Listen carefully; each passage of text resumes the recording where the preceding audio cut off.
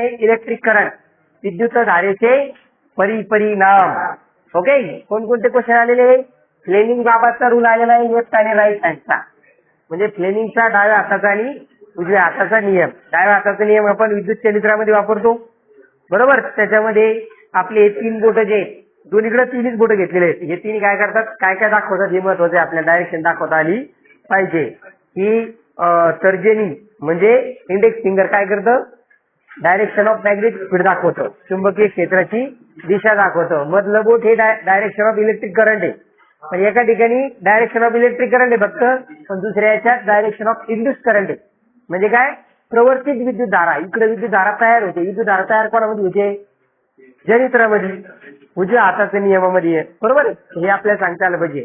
आणि इकडे काय आहे, इकडं लेफ्ट हँड मध्ये अंगठा काय दाखवतो तुम्हाला, तर विद्युत वाहकावरील बलाची दिशा दाखवतो, direction of the force applied on the conductor. आणि उजवा अंगठा काय दाखवतो, तो दाखवतो मोशन ऑफ द कंडक्टर, बरोबर. विद्युत वाहकाची गती, का विद्युत वाहकाला आपण गतिमान करतो चुंबकीय क्षेत्रामध्ये, म्हणून विद्युत धारा तयार होती. विद्युत वाहकाला गतिमान करतो आपण चुंबकीय क्षेत्रामध्ये, म्हणून विद्युत धारा तयार होती. The electric conductor is moving in the magnetic field and that's why the current is induced. It shows who shows the direction of the induced current? The middle finger. Is it right? Yes. तर हे नियम करून जा, दोन्ही नियम करा. त्याच्यानंतर motor आणि जनरेटर, त्या दोघांचे डायग्राम येणार, दोघांपैकी एक. लक्षात ठेवा, जनित्र नाही तर चलित्र, दोघांपैकी एक येणार. त्याचं वर्किंग करता आलं पाहिजे आपल्याला. ते डायरेक्ट डायग्राम देतात, किंवा डायग्राम काढायला सांगतात, आपण त्याचं काय काढता आलं पाहिजे, बरोबर आहे. यस.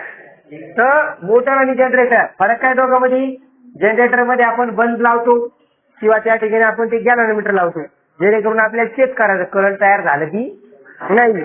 परंतु आपण मोटरमध्ये काय करतो, मोटरमध्ये बॅटरी लावतो, तिथे करंटची गरज असते आपल्याला, पाणी काढायचं असतं बोर मधून बाहेर, बरोबर आहे. ठीक आहे नाही, पाणी बाहेर आणतो की ना, मोटर चालू कर की ना, मोटर मध्ये बॅटरी लावावं लागते, स्टार्टर मध्ये वायर सुद्धा लागते मोटरची, बरोबर आहे. यस. त्याच्यानंतर फ्यूज आणि शॉर्ट सर्किटच्या क्वेश्चन आलेले, याच्यामध्ये एक पॅसेज पण आला तुम्हाला, एक कोणता, 3 वायर असतात स्विच मध्ये, एक लाईव्ह वायर असतं, जी विद्युत तार असते, एक तटस्थ तार असते, एक आर्थिंग असते, भूसंपर्क तार. जर लाईव्ह वायर आणि न्यूट्रल वायर जर कॉन्टॅक्ट मध्ये आले, त्याच्यामुळे खूप मोठ्या प्रमाणावर इलेक्ट्रिक करंट सप्लाय होऊन शॉर्ट सर्किट होऊ शकतो, आगीचा भडका उडू शकतो, बरोबर आहे. अशा वेळी काय वापरायचं, वितळ तार वापरायचं. आता याच्यात राहिलं काय काय, याच्यात नालकुंतलावर प्रश्न येत असतो. नालकुंतल म्हणजे काय, what it mean by solenoid. किंवा दुसरी गोष्ट क्वेश्चन येत असतो कशावर, याच्यावर इलेक्ट्रिक कुकर मध्ये, विद्युत शेगडीमध्ये कोणती तार वापरतो आपण, नायक्रम वापरतो. विद्युत बल्ब मध्ये कोणती वापरतो आपण, टंगस्टन वापरतो. याच्यामध्ये 2 मार्काचं कारण असतात की अल्युमिनियम आणि तांब्याची तारा आपण विद्युत पारेषणासाठी वापरतो, का, कारण त्यांचा रोध कमी असतो, बरोबर आहे. आणि ते विद्युत सुवाहक आहेत, 2-3 मुली जर लिहिल्या तरी भरपूर झालं. किंवा टंगस्टन बल्बचा किंवा नायक्रोमचा वापर का करतो, त्याचं कारण मी सांगायचं. त्यांचा द्रवणांक उत्कलनांक उच्च असतो, त्यातनं जास्तीत जास्त उष्णता तयार करता येऊ शकते, म्हणून त्याचा वापर त्या ठिकाणी करतो. ठीक आहे, हा झाला आपला कितवा लेसन, 4था लेसन. काही अडचण याच्यामध्ये नाही ना, मोटर करून जा बरं का, मोटर जनरेटर.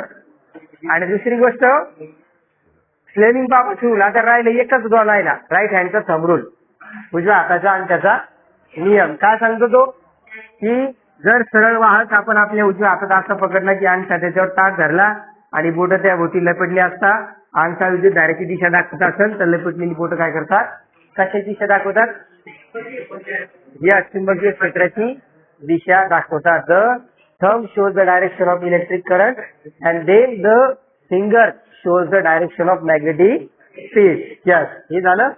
त्याच्यानंतर डायग्राम देतात फ्यूज आणि शॉर्ट सर्किटचं. ठीक आहे, चला हा झाला आपला 4था वाला लेसन. याच्यानंतर येतो कोणता लेसन, 5वा लेसन. 5व्या लेसनचं नाव आहे हीट.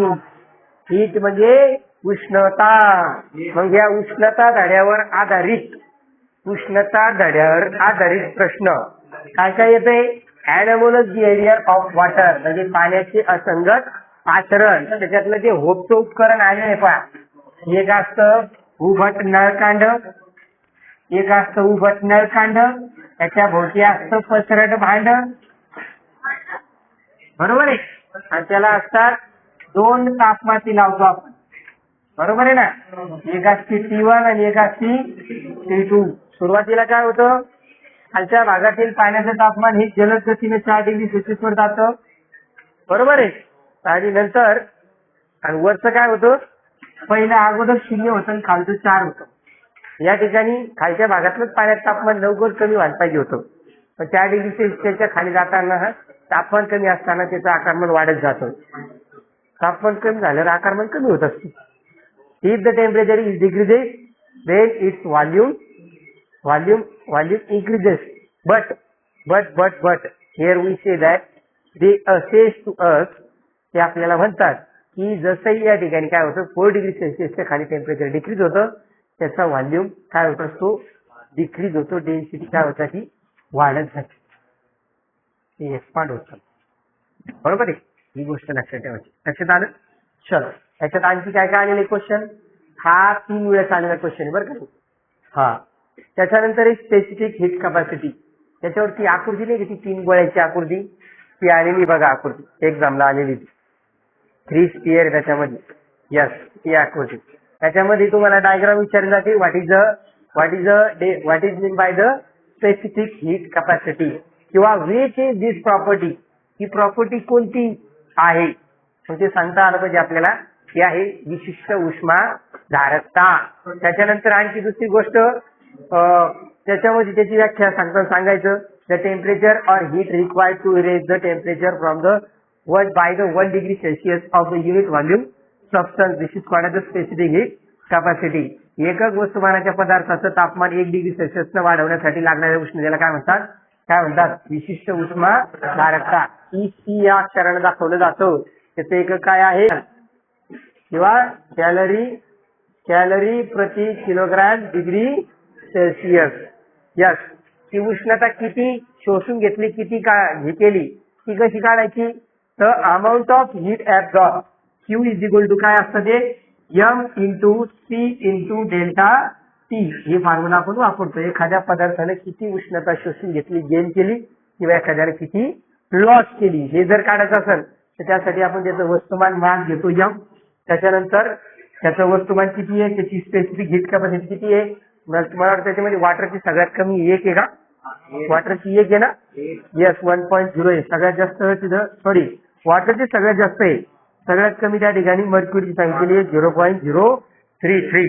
यस, हे आहे आपलं स्पेसिफिक हीट कॅपॅसिटी. हा, आता स्पेसिफिक हीट कॅपॅसिटी म्हणजे विशिष्ट उष्मा धारकता मोजण्यासाठी कोणत्या उपकरणाचा वापर करतात, कोणत्या उपकरणाचा वापर करतात, कोणी सांगतात का. तर त्या ठिकाणी आपण कॅलरी मीटरचा वापर करतो, कॅलरी मापीचा वापर करतो. त्याच्यात काय केलं जातं, त्याचं काम कसं चालत असतं, बघा. त्याच्यामध्ये काय होत असतं, आपण त्यात जो पदार्थ आहे त्या पदार्थाला एका ठराविक तापमानापर्यंत आपण त्याची काय करतो, उष्णता देतो. आपल्याला माहिती असतं त्याचं तापमान किती आहे, आणि नंतर मग त्याला आपण त्या कॅलरी मापीतल्या द्रावणात सोडून देतो. तिथं काय होतं, जो पदार्थ आहे त्यानं काहीतरी उष्णता घेतलेली असती, तो गरम असतो, उष्ण असतो, तो काय करतो, नंतर द्रावणात गेल्यानंतर उष्णता सोडून देतो, बरोबर आहे. मग तिथं ते उष्णता विनिमयाचं तत्व आपण वापरतो. थंड वस्तूने स्वीकारलेली उष्णता, ग्रहण केलेली उष्णता बरोबर गरम वस्तूने सोडून दिली किंवा बाहेर टाकलेली उष्णता असते. The amount of heat lost by hot object is equal to amount of heat gain by the cold object. ही प्रिन्सिपल आपण त्या ठिकाणी वापरत असतो. ठीक आहे. आता त्याच्यात राहिलं काय, व्याख्या राहिल्या पुनर्हिमाईंची. पुनर्हिमाईन म्हणजे काय, व्हॉट इज मीन बाय रिज्युलेशन.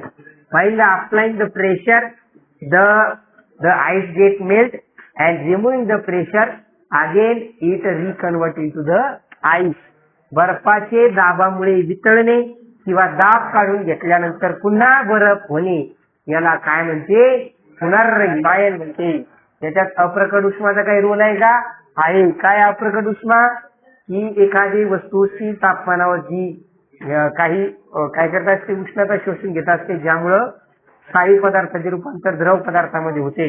त्याला पदार्थाची कोणती उष्मा म्हणतात, कोणती उष्मा पण, बाष्पनाचा का वितळणाचा, वितळणाचा. कधी, सॉलिड टू लिक्विड मध्ये कोणते असते?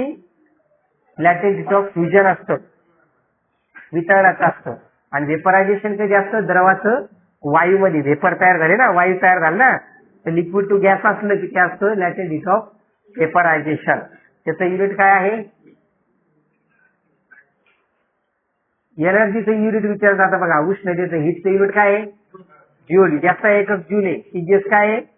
कॅलरी आहे. आणि ज्यूल आणि कॅलरी मध्ये काय रिलेशन आहे? एक कॅलरी मध्ये किती ज्यूल असतं?